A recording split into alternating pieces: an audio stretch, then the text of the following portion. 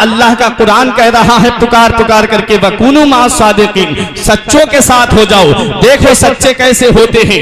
एक वो भी सच्चा था, दरिया के किनारे बैठा हुआ था, भूख ने निढाल कर दिया है, प्यास की शिद्दत ने बेचैन कर दिया है, लेकिन देखा क्या है कि दरिया के अंदर एक सेब बहता हुआ आ रहा है। उस सेब को भूख की शिद्दत की वजह से तनाबुल कर लिया, आधा सेब खाया, अंदर से तकवे ने झंझोड़ के रख दिया।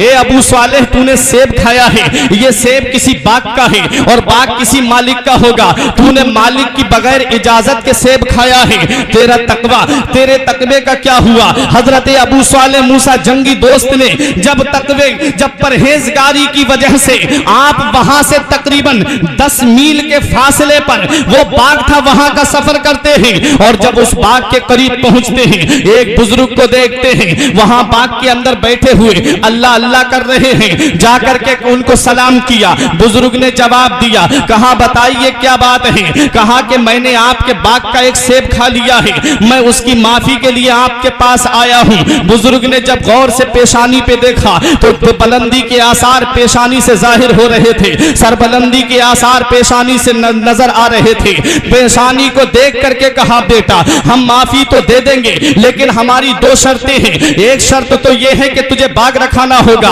और दूसरी शर्त हम तुझको पहली शर्त के पूरा होने के बाद बताएंगे। हजरात अल मुख्तसर बयान कर रहा हूं, बाग रखा रहे हैं गौसे आजम के वालिद जिनका नाम शेख अबू सालेह मूसा जंगी दोस्त है। बाग के अंदर एक दिन अबू सालेह मूसा जंगी दोस्त बाग के अंदर हैं। गौसे आजम के नाना का नाम अब्दुल्ला सौमई है। उनके कुछ मेहमान आते हैं, आकर के कहते हैं हमें बाग के जरा फल खिलाओ, हम इस बाग के सेब खाना चाहते हैं। गौसे आजम के नाना अब्दुल्ला सौमई ने गौसे आजम के वालिद हजरत शेख अबू सालेह मूसा जंगी दोस्त से कहा जाओ बेटा और मीठे मीठे फल तोड़ करके लाओ, मीठे मीठे सेब तोड़ करके लाओ। आप जब फल तोड़ करके लाते हैं, आप जब सेब तोड़ करके लाते हैं और ला करके जब आपने सामने मेहमानों के रखे, अल्लाह की शानो कुदरत देखो, जिस फल को मेहमान हाथ लगाएं वो फल या तो फीका निकल जाए, जिस फल को मेहमान हाथ लगाएं वो फल या तो कड़वा निकल जाए। मेहमानों ने सेब फेंक दिए, कहा कैसा आपने ये नौकर रखा है, इसे यही नहीं पता मेहमान की मेहमान नवाजी कैसे होती है, इसे यही नहीं पता कि मेहमान के लिए मीठे फल लाए जाते हैं। उन्होंने कहा बेटा अबू सालेह तुझे अभी तक ये पता नहीं चला कि मेरे बाग के कौन से पेड़ पे मीठा फल आता है, कौन से पेड़ पे खट्टा फल आता है।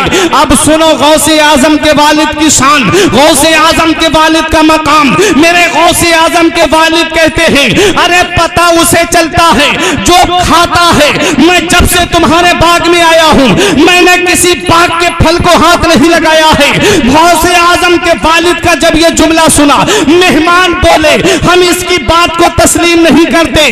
तब गौसे आजम के नाना ने कहा तुम इस नौजवान को नहीं जानते, इसकी अजमत को नहीं जानते, इसके मर्तबे को नहीं जानते।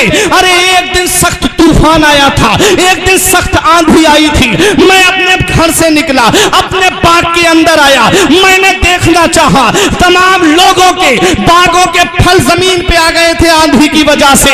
और जब मैं अपने बाग के अंदर आया तो मेरे इस बाग के अंदर ये नौजवान आंधी में अपना चराग जला करके कुरान की तिलावत कर रहा था। सब लोगों के बागों के फल तो जमीन पे थे, लेकिन मेरे बाग का एक फल भी जमीन पे नहीं गिरा था। मैं बताना चाहता हूं रिठौरा के मुसलमानों, जब बाप नेक होता है, जब बाप पारसा होता है, जब बाप मुत्तकी होता है, जब बाप नेक होता है और जब माँ पारसा होती है, जब माँ मुत्तकिया होती है, जब माँ अल्लाह की वलिया होती है, तो ऐसे गुलशन में जो फूल खिलता है उसी फूल को दुनिया कुतुब रब्बानी कहती है, दुनिया महबूब सुबहानी कहती है, दुनिया गौसे आजम कहती है।